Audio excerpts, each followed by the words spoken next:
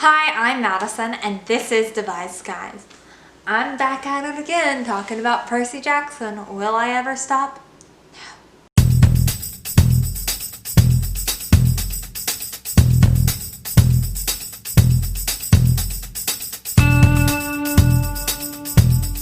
So I have recently just read The Titan's Curse for a book review that's already up on this channel, so if you want to go check that out, it should be linked right here.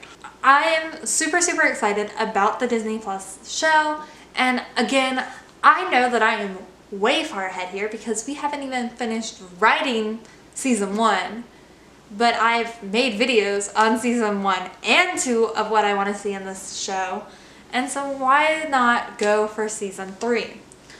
I think this book really makes me want to see an accurate adaptation even more because we have no adaptation of it. Whereas the first two, we have crappy movies. And so I'm kind of excited to start fresh with this one. It's going to be completely fresh. Like, the people that play Bianca and Nico are going to be the first people playing Bianca and Nico. Like, that's super exciting. I feel like I talk about this in like every one of these is the effects that I want Disney to put into this. Because Disney, I know you have money, so you need to do good with my show.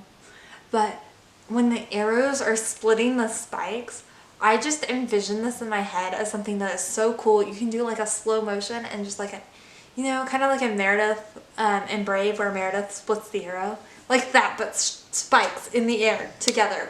Like, that's going to be so freaking cool. I know that playing these characters is going to be a lot of pressure for young actors, and I deeply feel for whoever plays Nico because they are going to have a very challenging role of playing Happy Nico and then post Titan's Curse, end of Titan's Curse and so on, Nico as well. But I think it's going to be very difficult for this person to have those two very sides. And Nico is a very young child. I think he's like 10 or 11 in this book. I think it's going to take a very talented actor. But I think that they're out there, and I think that this could happen. And I'm very excited to see Nico, like, on the screen. Like, I'm excited. Okay, I'm going to say this. I talk about this in literally every single one of these. But Percy Jackson merch. I know, Madison. You need to calm down on your merch. But no, I want to buy stuff that is Percy Jackson merch. Like, Harry Potter has all this merch, and I want that for Percy Jackson. Like, the little thing that blows up and kills Leroy. Could you imagine having one of those at your house? That'd be really cool. Also, Betsy as a stuffed animal.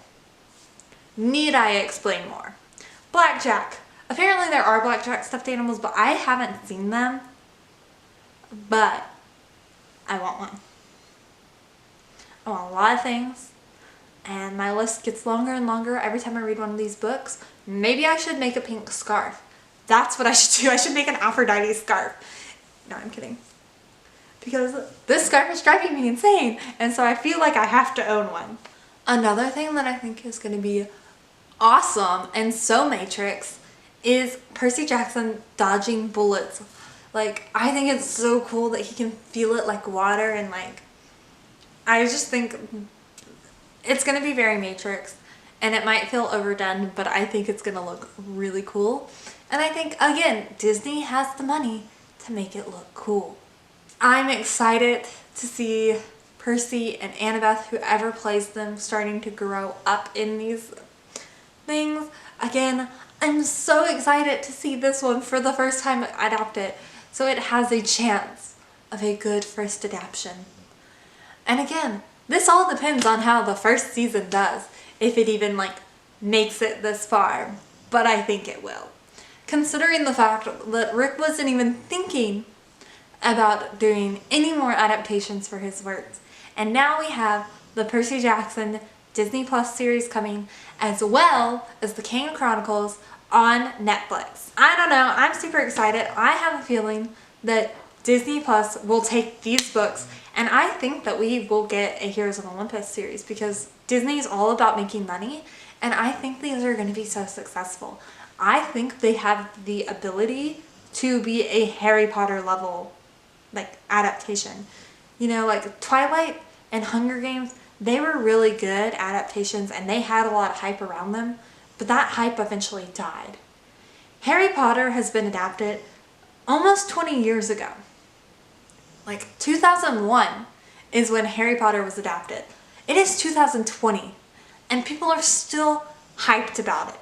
People still are buying the merch. People are still so in love with this that they did do a spin-off series with the Fantastic Beasts. And I don't feel like it was as well loved as the Harry Potter stuff, but that didn't stop people, you know? They still went to go see it. Warner Brothers is still making thousands upon millions of dollars just for these shows. They have an amusement park. And so I think that's when I say a Harry Potter level thing, that is what I'm expecting. I'm expecting subscription boxes, theme parks, studio tours. 20 years later from that, like from the date of this happening, I'm expecting the hype to still be there. Because I think it is. These books, the Percy Jackson books, they came out in 2005. They're 15 years old and people are still hyped about them. So I think an adaptation has that level to remain hyped. Anyway, thank you so much for getting to the end of this video. I love sitting here and talking about Percy Jackson, so much so that we have a playlist on this channel. If you enjoyed this video, you can let me know by hitting the thumbs up. Comment down below what you are excited to see in the Disney Plus adaptation. If you want to keep up with my Percy Jackson journey, you can go ahead and subscribe. I can guarantee you, as more and more information comes out about this series, I will for sure be on here talking about it, maybe reacting to the cast list, reacting to what my thoughts are on the actual show when it comes out. And so if you want to be along for that journey, go ahead and subscribe. Thank you so much for watching this video. Bye!